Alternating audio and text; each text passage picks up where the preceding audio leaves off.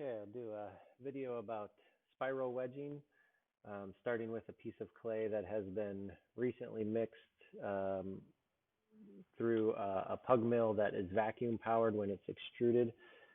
So the clay is a good moisture consistency throughout and is actually pretty air bubble free at the moment. So you might have to do a little bit more wedging than I need to in the video if your clay is starting from various pieces of clay. You want to make sure that your clay is going to be wet enough to wedge. And right when it gets to that point where you have some dry, some wet, the process of wedging is a good way to finish having it all mixed together. In this case, we're just going to wedge it to cover the process and to prepare it for throwing on the wheel. So starting whichever size is comfortable in your hand to practice, something about the size of one handful so that you can get enough surface area to put your hands onto. And when I start, I usually put both of my hands on the side of the piece and then just push down in and just get an initial movement to the clay.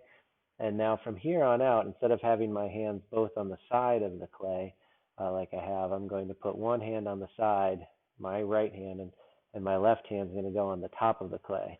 So I wedge like this. So this is how it becomes the spiral wedging, is that every time I pick up the clay, I rotate it with my back fingers. I rotate it just slightly in one direction, and then as I push into the clay, I'm pushing in and flattening the bottom of the clay and kind of moving the clay back about an inch. And as I do that, I'm also twisting my hands to continue that spiral motion.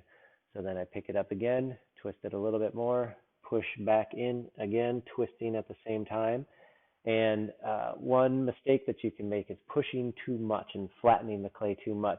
You are flattening the bottom of the clay, but I'm really trying to just move the clay about an inch or so in space from as far as distance is concerned when I'm pushing back into the clay. So I'm really not trying to really push through and flatten it out and fold it over.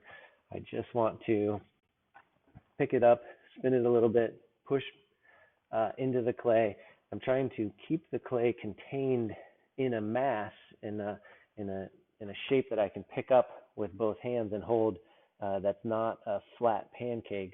And by doing that and repeating this process over and over, the clay spirals in from the outside and out from the inside, and that will take air bubbles and they'll travel with the clay, and then the air bubbles will burst on the surface. So it's a way to remove all the air bubbles. It's a way to get the clay particles moving together and to prepare clay. As we get towards the end, when the clay has been wedged up enough, you need to finish the wedging by rolling the lip of the clay up on itself. So what I'll do is stop pushing back, and I'll take the clay and I'll start from the back and I'll push towards the front, and I'm going to roll the clay right over that lip, and you can see the crease there that's left behind, but I'm fairly certain that there's no air that's gotten trapped in there. And then I can continue to just pat the clay to get rid of the other creases that are left. And as I pat them smooth and flush, I can make note of if I see any places where the clay might fold over. If your clay has a lot more folds and a lot more things, you might want to go back in the process and continue practicing the motion of spiral wedging, how it works for you. It's a little bit different for people every time. You can definitely see the way that the clay spirals in and out on the side that's exposed. When I am wedging and go to throw on the wheel, if I notice that spiral, I like to change the direction that I put that on the wheel, so that I put that spiral to the side rather than straight up, because clay molecules remember that motion that's put in there. So as much as you can kind of mix this stuff up, the best, and get it really nice and compact so there's no air bubbles.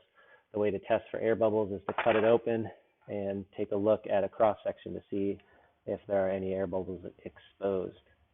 And that's another way too, where you can, if you wedge a piece of clay that's 3 or 4 pounds, you can cut it apart, make it into smaller balls of clay, whichever size you need, And there you go.